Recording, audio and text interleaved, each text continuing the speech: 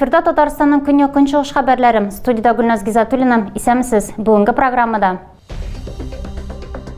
Тарихи һәйкәлгә һөҗүм иткәннәр, скульптурның бер өлеше җимерелгән, бакыр капланнары урланган, тикшерү башланды. Массив күләм мәгълүмат чаралары, шәһәр ведомстволары сәүдә үзәге хәвефле хатлар алды. Эвакуация ничек узды, хокук бозучыга ниләр яный. Җәйтәме, баулы уңганнары кышында фатирда җиләк үстерә һәм ел әйләнәсе витаминнан үзелмим. Тәрәс төбендә җиләк үстерү серләре нидән гыйбарәт? Әлмәтнең төп символларының берсе татар скульптурасына вандаллар һөҗүм ясаган. Социаль челтәрләрдә зыян күргән һәйкәлнең фотосы пәйда булуга ук күпләр реконструкция эшләре барадыр дип фаразлый. Әмма полиция бүлегендә җинаятьче кузгату мәсьәләсе хәл ителә. Мәйданга таба юлда хәрәкәт шактый җанлы, әмма бик сирәкләр генә истәлекле урыннарны күзәтә. Күпләр һәйкәлнең бер өлеше юкка чыгуын сизмәгәндә, скульптураны халык төрлечә атый, рәсми чыганакларда ул татари дип атала һәм хатын-кызларның фидакарлыгын гәүдәләндерүче символларның берсе санала. Есть службы, пускай занимаются. Ломать, портить это всегда плохо. Һәйкәлне мыскыл итүчеләр күрәсен корылманың әһәмиятен аңламый, мөгаен бу төсле металл җыючылар эшедер. Бүген җирле кабул итү базаларының берсендә бакыр бәясе 1 килограмм өчен 550 сум тәшкил итә. Әмма хәзер киң таралыш алган хәбәр сәбәпле вандалларга табышны сату җиңел бирелмәстер. Хәзерге вакытта полиция хезмәткәрләре тарафыннан тикшерү оператив чаралары үткәрелә, китерелгән зыянның күләме билгеләнә. Скульптурның детальләрен урлау буенча Россия җинаятьләр кодексының 158 маддәсе буенча җинаять эше кузгатылачак. Ел башыннан Әлмәт автоинспекторлары аек булмаган 70-тән артык машина йөртүчене ачыклаган. Бу исә алар ел ярымнан алып 2 елга кадәр машина йөртү таныклыгыннан мәхрүм кала һәм барлыгы 2 миллион 280 мең сумлык штраф түләргә тиеш булачак дигән сүз. Исерек машина йөртүчеләр гаебе белән район юлларында 2 кеше зыян күргән. Бәхеткә һәлак булучылар күзәтелмәгән.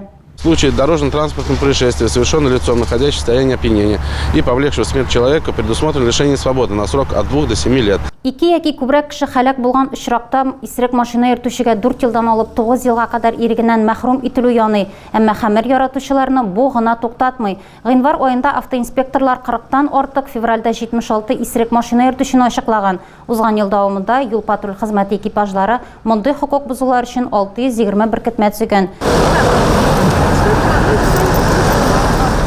Медицина тикшерү узыдан баш тарткан өчен машина йөртүчегә штраф һәм таныклыктан мәхрүм ителү куркынычы яный. Аяк булмаган хәлдә автоинспекторларга икенче тапкыр эләккән чиракта җаваплылык та тагы да катгыйлана.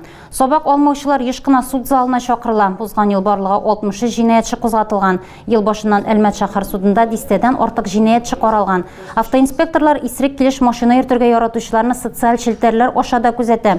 Юллардагы вазгыятькә битараф булмаучы Әлмәтләргә дә мөрәҗәгать итәләр. Если вы стали свидетелем... Әгәр сез кешенең исерек хәлдә руль артына утырган ниятләвенә яки хәрәкәт итүенә шаһит булсагыз, ЮХИДИгә 439625 яки 02 телефоны буенча шалтырата аласыз. Дәүләт автоинспекциясе юл хәрәкәтендә катнашучыларның барысында кагыйдәләрне тайпылышсыз үтәргә чакыра. 22 елда исерек машина йөртүчеләр гаебе белән Әлмәт юлларында 15 хәлакәт теркәлгән, 5 кеше һәлак булган һәм 18 кеше зыян күргән. Әлмәт ашыгыш служба хезмәткәрләренең кичә төшке ашы тынгысыз булды. Берничә ведомствоның электрон почтасына шартлаткычлар куелуы турында хатлар килде.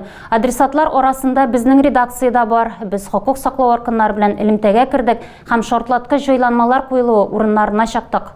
Я решился пронести пластиковые мины в ТЦ «Панорама» и суд, а в здании администрации я пронес пару кило гексогена. После отправки данного письма у вас будет лишь час. Әлеге эштәлектәге хат редакция почтасына килде. Бездән башка исемлектә федераль куркынычсызлык хезмәтенең Татарстан буенча идарәсе, Әлмәт шәһәр суды һәм сәүдә үзәге хезмәткәрләренең 3 адресы бар иде. Кире элемтә өчен сылтамалар буенча уздык. Шәхси битләрдә төрле исем, фамилиялар күрсәтелгән. Берсе ябык, икенчесе буш иде. Я находилась на рабочем месте, разговаривала с покупателем. Юлия Сабанова сәүдә үзәгендәге кибетләрнең берсендә сатучы булып эшли. Сигнал тавышы ишеткәчтән халык бинадан чыгарга ашыккан.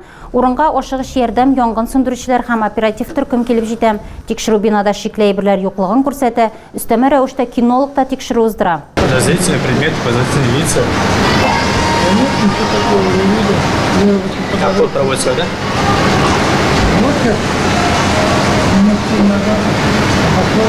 Махсус эт кинолог һәм үзәкнең куркынычсызлык хезмәткәре 3 катны да тикшерә. Бүлмәләрне, керү-чыгу урыннарын барлый. Шикле җайланмалар ачыкланмый.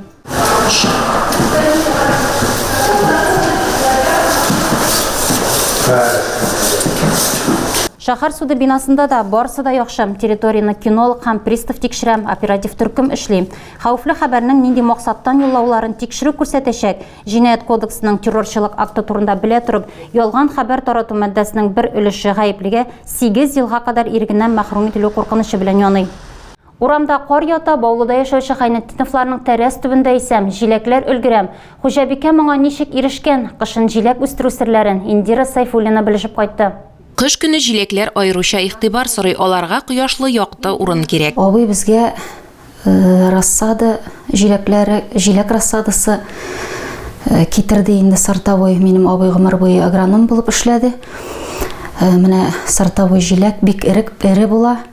Утыртып карагыз әле диде. Татар Кондызы авылында Гайнетдиновларның җиләк өчен зур теплицалары бар. Анда 300-400 төп ире сортлы җиләкләр үсә.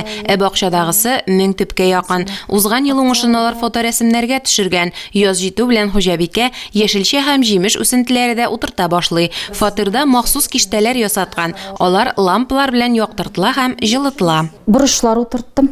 Бакчага утыртырга инде безнең бакча зур авылда, Аллага шөкер, бурычлар, чәчкәләр утырттым, петуниялар, вербеналар. Яз көне үсентеләр утырту өчен Гөлназ алдан ук әзерлек эшләре күрә. Алар нык булсын өчен туфрак дөрес сайланырга тиеш. Хуҗабикә бакчачылык эше белән бер рәттән бик тәмле итеп тортлар пешерү серләренә дә өйрәнгән.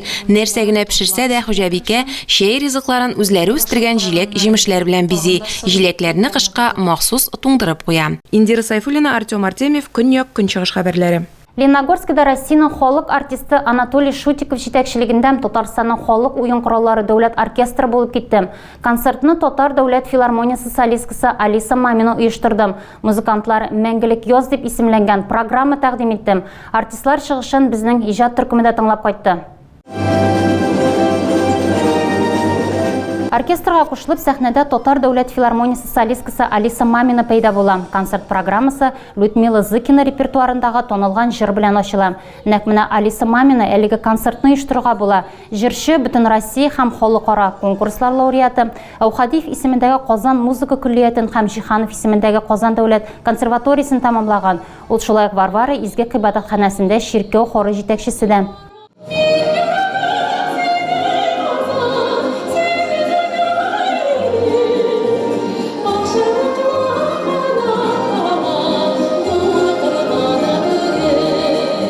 Татарстанның халык уен кораллары дәүләт оркестры дирижеры Анатолий Шутиков, Россиянең халык артисты профессор Габдулла Тукай исемендәге дәүләт премиясе лауреаты үз командасы белән Лениногорск шәһәр мәйданында чыгыш ясаган соңгы концертын җылы хисләр белән искә ала. Алиса Маминаның чакыруын артистлар бик теләп кабул иткән.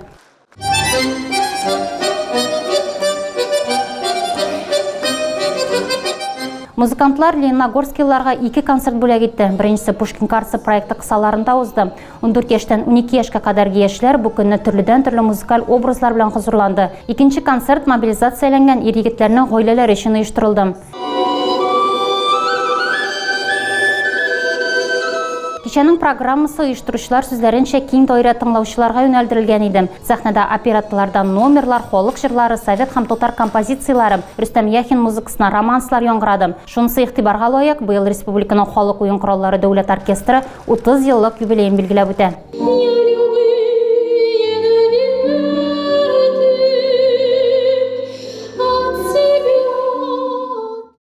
Республиканың көньяк көнчыгышыннан 1600 бала созвездие йолдызлык зона этабында катнашты. 3 көн дәвамында балалар иң яхшы чыгышларын тәкъдим итте. Аларны безнең иҗат төркемендә күреп кайтты.